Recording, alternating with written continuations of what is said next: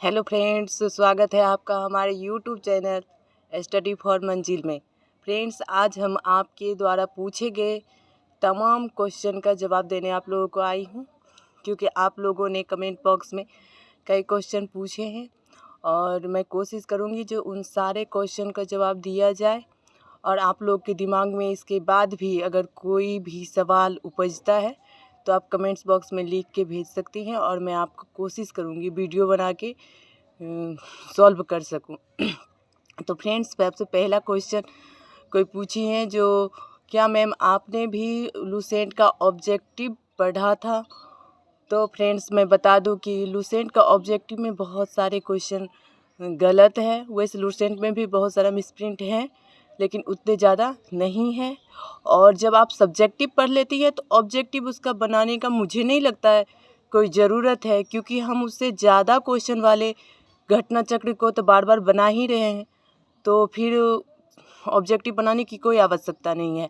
हाँ, अगर आप ऑब्जेक्टिव नहीं बनाती हैं घटना चक्र का, घटना चक्र में कई आता है, जैसे वो जो है सारे पीसीएस का क्वेश्चन संग्रह करके उसका जो सॉल्व किया गया है वो बनाइए, वो बहुत ही ज़्यादा बेहतर है। इसलिए लूसेंट का ऑब्जेक्टिव मैं नहीं बनाई थी, मुझे ज़रूरी भी नहीं लगा था, क्योंकि क्वेश्चन अटेम्प्ट करने से और रटने से तो एग्ज़ाम पास नहीं किया जा सकता है। उस टाइम आपको लगेगा सारी बातें याद हो गई, एग्ज़ाम हॉल में जाके बंक हो जाता है। इसलिए अगर आप उस सॉल्यूशन के साथ पढ़ती हैं तो आपके लिए बहुत अच्छा होगा। और मैं उम्मीद करती हूँ आप लोग समझ गए होंगे जो मैंने क्यों नहीं पढ़ा और आप लोगों को क्या पढ़ना है, लूसेंट या घटना चक्र आपके हाथ में है और डिसाइड आप करेंगी। तो ठीक है फ्रेंड्स, अब दूसरा क्वेश्चन है जो कोई पूछे हैं कृष्णा सिंह करके, कि मैम आपने लूसेंट को जो बॉक्स वाला है वो याद नहीं होता है, यानी लूसेंट आपने कैसे याद किया था? तो मैं फ्रेंड्स बता दूं, सिर्फ आपको ये प्रॉब्लम नहीं होती है, ये प्रॉब्लम सभी को है। जिस भी बुक में ज़्यादा फैक्ट होता है वो सारी फैक्ट याद नहीं होती है, इसलिए तो हमें ज़रूरत पड़ती है किसी और बुक की, किसी और प्रैक्टिस सेट की और बहुत सारे क्वेश्चन के सेट की।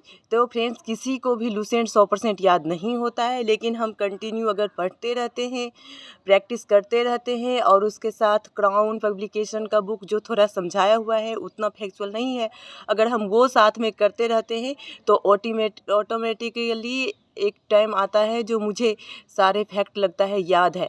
और दिमाग में याद से ज़्यादा तो क्वेश्चन जब बार बार हम इतना ज़्यादा प्रैक्टिस कर लेते हैं तो लगता है जैसे मेरे आँखों को भी बहुत सारी बातें पता है जो इसका आंसर यही होगा। तो फ्रेंड्स, लूसेंट कभी भी एक बार पढ़ने के बाद याद नहीं होगा, लूसेंट क्या कोई भी बुक एक बार पढ़ने के बाद याद नहीं होगा, इसलिए इसे बार बार पढ़िए, सब्जेक्टिव पढ़िए, ऑब्जेक्टिव पढ़िए। लूसेंट में ज़्यादा फैक्ट है तो क्राउन वही पढ़िए, क्राउन पढ़ने के बाद लूसेंट पढ़ने के बाद बार बार घटना चक्र बनाइए और देखिए आप में बहुत ज़्यादा इम्प्रूवमेंट होगा। आई होप आपकी समस्या को का समाधान मिल गया होगा। तो फिर नेक्स्ट क्वेश्चन मैं लेती हूँ।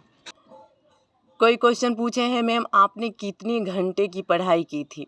तो फ्रेंड्स, मैं बता दूं, मैं साइंस बैकग्राउंड से हूं और आर्ट मुझे स्टार्टिंग में बिल्कुल भी समझ नहीं आती थी, इसलिए मैंने जब एनसीईआरटी बुक पढ़ती थी तब तो बहुत ज़्यादा टाइम देना पड़ता था। और मेरा मैं यूपीएससी का पहले अटेम्प्ट ली थी 2018 में, मेरा नहीं हुआ। उसके बाद मैं बहुत ज़्यादा फ्रस्ट्रेशन में चली गई थी, फिर मैंने स्टार्ट किया था और फिर 64वीं सबसे पहले मैंने प्री दिया था जिसमें मुझे निकला भी था। तो मेन रूप से मेरी तैयारी उसी टाइम 2-3 महीने की हुई थी जब मैं लाइब्रेरी में पढ़ती थी। शायद मैं 16-17 घंटे लाइब्रेरी में रहती थी और पढ़ती ही थी, थोड़ा बहुत मूवी वगैरह भी देखती थी, क्योंकि मैं कंटिन्यू ज़्यादा देर नहीं पढ़ सकती, 45 से 50 मिनट के बाद मुझे एक ब्रेक चाहिए। और इसी टाइप से बस मैं लगी रहती थी।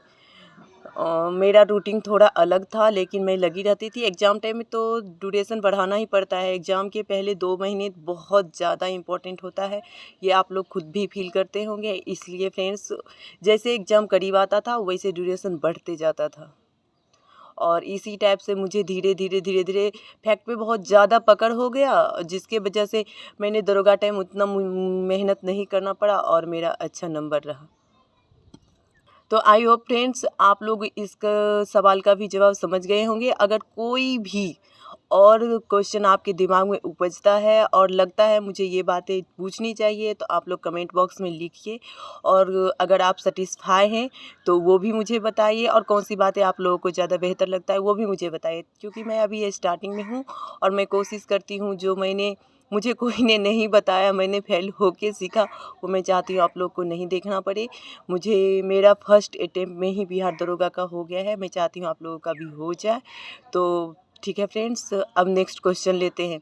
एक क्वेश्चन है कि नाम नहीं मुझे याद है, उन्होंने पूछा मैम मेरा 1717 वाला में भी मेंस हुआ था, 2446 वाला में भी मेंस हुआ था, 2 बार मैंने बीपीएससी मेंस भी दिया हूँ, लेकिन मेरी फाइनल सिलेक्शन नहीं हो रही है, तो मैं क्या करूं, बहुत फ्रस्ट्रेशन हो रही है। तो फ्रेंड्स मैं बता दूं, जब कंटिन्यू असफलता हाथ लगती है तो सिर्फ आपको ही नहीं, हर एक स्टूडेंट को फ्रस्ट्रेशन होती है।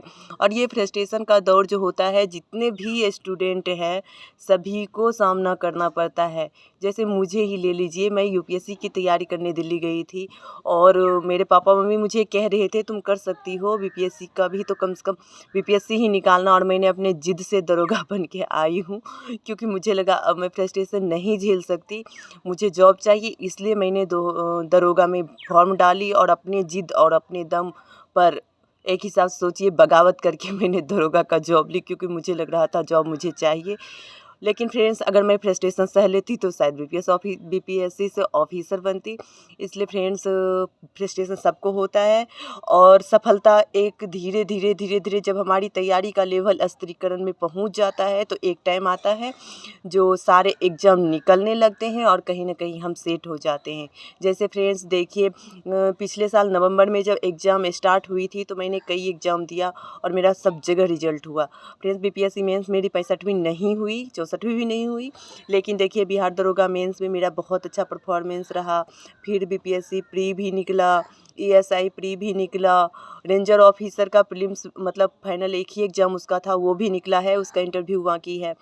तो इसलिए फ्रेंड्स लगे रहिए अपने तरफ से। अगर असफलता हाथ लगती है तो कल सोचिए जब और ज़्यादा बल से खम से लगेंगे और मुझे करना ही है, मेरे सिवा कोई और नहीं करेगा, तो फ्रेंड्स होगी, ज़रूर होगी।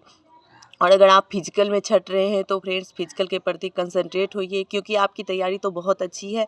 और अगर मेंस में लगता है जो कट ऑफ से मेरी कम नंबर आ रही है तो उस पर भी ध्यान दीजिए और फिजिकल अच्छे जगह से तैयारी कीजिए, कोई ट्रेनर से ट्रेनिंग ले लीजिए, क्योंकि अगर मैं कर सकती हूँ तो कोई भी कर सकता है। मैं तो कुछ भी नहीं, आज तक ज़िंदगी में कभी नहीं सोची थी जो मैं रनिंग करूँगी वगैरह वगैरह, और कभी नहीं सोची थी। लेकिन हाँ, जब ग्राउंड गई तो मुझे लगा जो मैं ही करूँगी और मुझे करना ही है।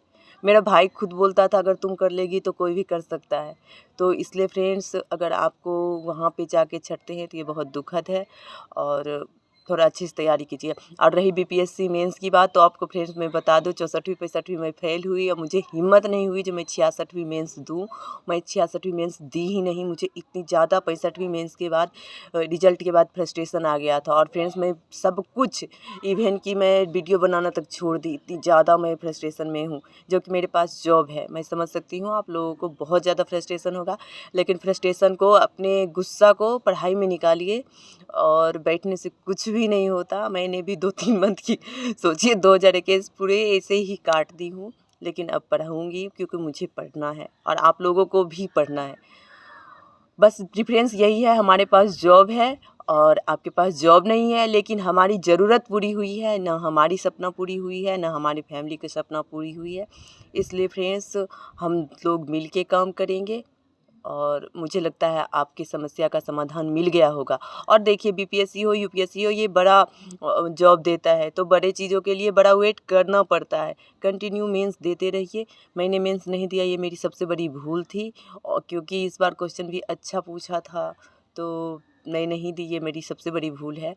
आप लोग ऐसा भूल ना करें।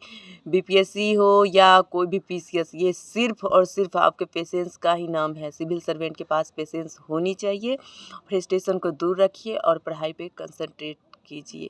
तो फ्रेंड्स ठीक है, आज मैं जितने भी क्वेश्चन मेरे पास आए थे मैंने सबका जवाब देने की कोशिश की। और फ्रेंड्स मुझे उम्मीद है कि आप बहुत अच्छे से पढ़ाई कर रहे होंगे और करते रहिए। और अगर दिमाग में आपके कोई भी क्वेश्चन आता है तो आप मुझसे पूछ सकते हैं। हाँ, एक क्वेश्चन और जो कोई हैं जो मुझसे अब मेरा नंबर मांग रहे थे, तो फ्रेंड्स मैं बता दूं, मैं आपको फ़ोन नंबर अपना नहीं दे सकती।